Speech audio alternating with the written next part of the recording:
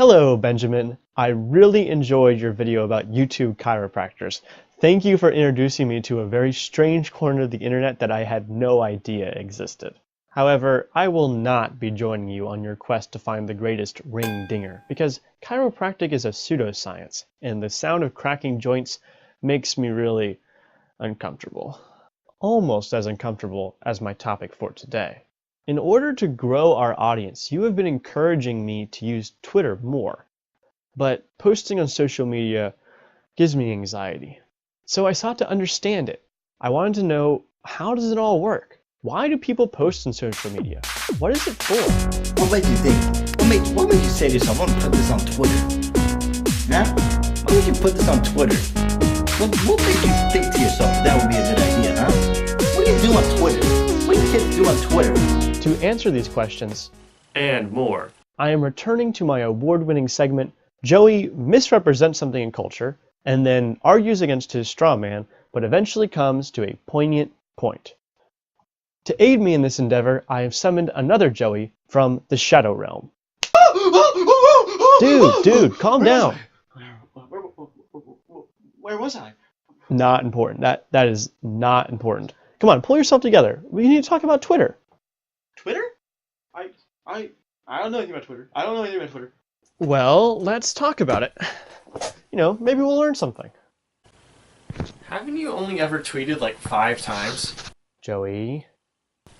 And haven't you muted everyone that you follow to give the impression that you care, but really, You were just trying not to get sucked down another endless feed? Dude, what? That's literally everything I know about Twitter. What? Oh, no. I don't want to go back. Please don't send me back.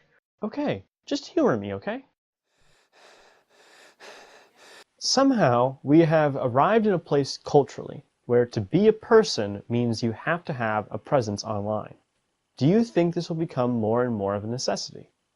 Well, no. I mean, look at Facebook. It's collapsing under its own weight. Facebook's growth has actually slowed in the last year. Zuckerberg tried to be a humanitarian, he tried to get into politics and all of that, but it turns out Facebook has done a ton of shady stuff, and now everyone's a little disgusted that we ever used it in the first place. Yes, but people still use Facebook, and not just a few people. In December of 2018, Facebook had 2.32 billion monthly active users. Yes, their growth is slowing, but I would say that that's because they're running out of people, not because people don't like the Zucc. Also, on Joe Rogan's podcast, Jack Dorsey, the CEO of Twitter, said that you can't uninvent Twitter. You can't uninvent anything. What the hell does that even mean? He means this kind of communication is here to stay. Even if Facebook or Twitter were to go under, something else would rise up and take its place. Okay, but social media is mostly just used for entertainment. You go on there for the drama, to catch up on the news, whether that's global news, local news, or family news, or you're just on there for the sweet taste of dank memes. Did you just say dank memes out loud? I should banish you back to the Shadow Realm just for that. Oh my god, don't be so high and mighty. You wrote that line. Whatever. You are right, social media is a good time waster for many people, but it serves another purpose too. Your presence online matters. It matters a lot. If you say something stupid on Twitter or Facebook, then there's a chance that your life could be ruined by a mob of hate. It could cost you your privacy, your friends, your job, and more than that, it could cost you a future. Okay, well, just don't say anything stupid. It's not that simple, and even if it were, there are other consequences too. For example, when you apply for a job, they run a background check on you and they check your social media accounts. And some employers actually require you to give them your passwords or log in during the interview so they can see past privacy gates and see what you're posting when no one else is looking. Well, that's pretty screwed up. But where are you going with this? Is this another preachy video about how bad social media is for you? Should everybody get off Twitter? No, but that doesn't work either. Apparently not having a presence online is a red flag as well. It can make it look like you have something to hide. According to one study, your Facebook profile picture can increase or decrease your chances of getting an interview by 40%. What does it mean if you don't have a profile at all? But isn't that like a violation of my privacy or something? Just because I don't participate in something that I deem frivolous doesn't mean I have something to hide. And even if I did have something to hide, why would that matter? Doesn't it matter more what I can do at the job? But with the vast majority of people on social media, your lack of a presence could be an indicator that you don't know how to interact with people online. What's wrong with you if you don't have a Facebook account? Maybe you lack technical literacy. Why would you hire a millennial that doesn't even know how to use a computer? Isn't that all they're good for? Dude, I'm supposed to be the straw man. You just generalized an entire generation. I'm using this as an example of the thought processes of the people that make these kinds of decisions. You're right, this is a violation of privacy, but if everyone else is okay with it, I don't know, this all sounds so Black Mirror-y. I really don't think it matters that much. Have you heard about what's happening in China? I heard a vengeful bear that loves honey is running the country. Nice. No, about their new social credit system. No, why don't you tell me all about it? I'm starting to think you want to go back to the Shadow Realm. China's social credit system is a government-controlled digital score of the trustworthiness of its individual citizens. It's already widely used, but by 2020, it'll become mandatory for everyone in the country. What is it, like a credit score? It's pretty complicated. It's essentially a tool used by cities, companies, and other organizations to keep track of its members. There are many scores, each with its own calculations, each with its own benefits, criteria, and punishments. It's like a credit score, except that instead of measuring how well you manage your money, it's managing how good of a person you are. Do you take care of old family members? Are you mean to your pets? Do you smoke in non-smoking areas? Do you spend a lot of money in video games? These are all dimensions that you can be graded on. That actually sounds kind of great. What? Are you serious? The boy that is paranoid about posting on Twitter thinks that the social credit system is a good idea. Well, think about it. Now you can know exactly who the assholes are and who you can trust. It will encourage people to be nicer and encourage them to be better. Okay, I would agree with you, except that it doesn't just affect your personal interactions. China tightly controls many aspects of its society that you may not have even considered. Like what? Well, for example, there's this very popular dating app. The better your score, the more your profile is promoted. Holy crap. Yeah, and your score can affect so many different things about your life. Things like what jobs you can apply for, whether you can buy high-speed train or plane tickets, what hotels you're allowed to stay in, what schools your kids can attend. It's effectively government-sanctioned discrimination. Yeah, but justified discrimination. The people with the bad scores are bad people. We should be giving the good people better opportunities. Yeah, but the score is totally arbitrary. Who even decides how many points you should lose if you smoke in a non-smoking area? For that matter, who decides that that's even something you should be punished for at all? One of the scariest parts is that you can be affected by your friend's scores. So if your friend does something terrible, you could suffer a ripple effect of consequences. So that's China, the same country that had a limit on how many children you're allowed to have until 2013. A social credit system would never fly in the US. Oh, but it already is. That's what I've been saying. You have not been saying that. Social credit exists in the US, and your social media profile is a big part of it. The more you use it, the more you promote it, the more you share it, the better it looks to other people. Some of those people are going to be key decision makers in your life. They're going to be the people that decide whether you're going to get that loan, whether they're going to sell you property, whether you're going to get that job. If it hasn't happened to you yet, it will in the future.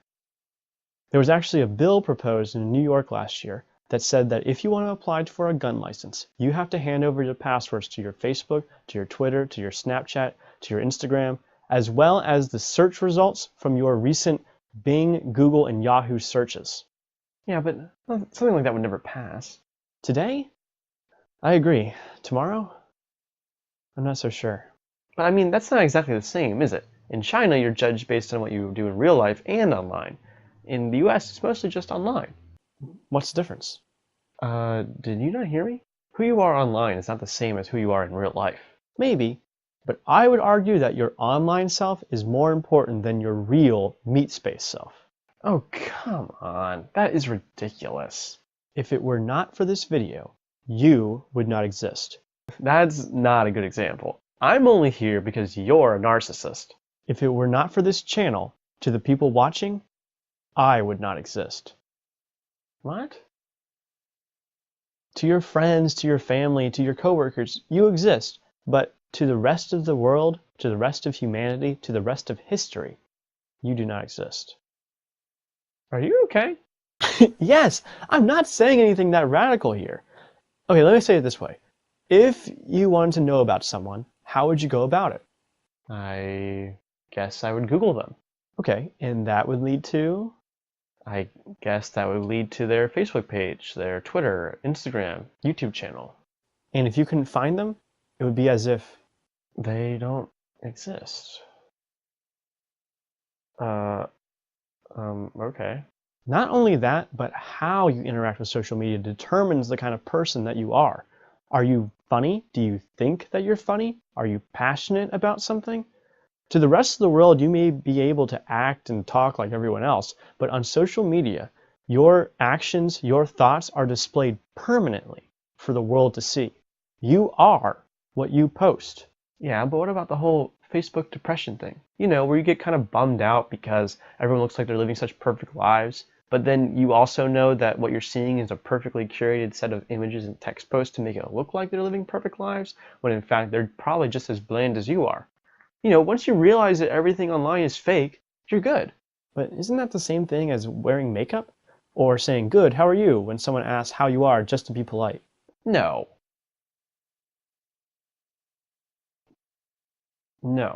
What you see online is a weird shadow of your friends and idols. But if you've never met that person in real life, then that shadow is the real thing. It is more real to you than the person themselves. Man, I feel kind of sick. But I think it goes further than this. There's almost a pressure to act a certain way or else you'll be ostracized. If you post about boring or bad things, then eventually your profile will be pushed down by the ranking algorithm. The more you use the platform, the more you're encouraged to think a certain way. Kind of like a social credit system. Like a social credit system, it determines important things about your life and it is mandatory. This is what I'm saying. You have to play the game. Social media is becoming social interaction. If you don't have it, if you don't use it, it's as if you don't exist. But that is really messed up. Social media is filled with the worst kind of human interaction. It's all fake and it's all fast. To say that your Twitter feed is replacing human contact is a really terrifying thing to think. Yes. Chamath Palihapitiya, one of the guys that helped build Facebook, says that social media is tearing apart the fabric of society. And I kind of agree with him. Say what you will about China's social credit system, but at least they have regulations, they have consistent rules, and they certainly have one thing that Twitter mobs don't have. Yeah? What's that? A set path to redemption. In China, if your good citizenship score falls below a certain threshold, then you can do volunteer work or donate to charity or other things around your community to theoretically build it back up. But if you screw up on Twitter, you are gone for good. Yep, Jon Ronson talks about how this can happen in his TED Talk, How One Tweet Can Ruin Your Life, which I highly recommend. On social media, there's no room for nuance. There's no room for discussion. There's never a time or a space to say, "Oh, that's not what I meant," or "Oh, you're purposely misrepresenting me." But isn't that just like a people problem? People are just mean. Maybe. But I think people are generally good. It's only when they're given the opportunity to be anonymous does true cruelty seem to rise up. I think it's a system problem. Social media rewards the quick wit far more than the well-researched or sympathetic response. The more you talk, the more convinced I am this whole thing is a bad idea. Maybe it is. But maybe this is the natural progression of things. You can't hide inside from the world forever. The world is happening online, and it doesn't care if you're on board or not. Okay, I hate to admit it, but I think you're right. But that doesn't make me want to use Twitter. Frankly, me either.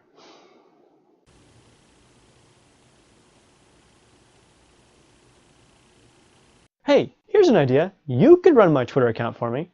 Yeah, I think I'd rather suffer in the shadow realm. Fair enough. Oh, come on! I was being facetious! There are other options here. You don't have to do this.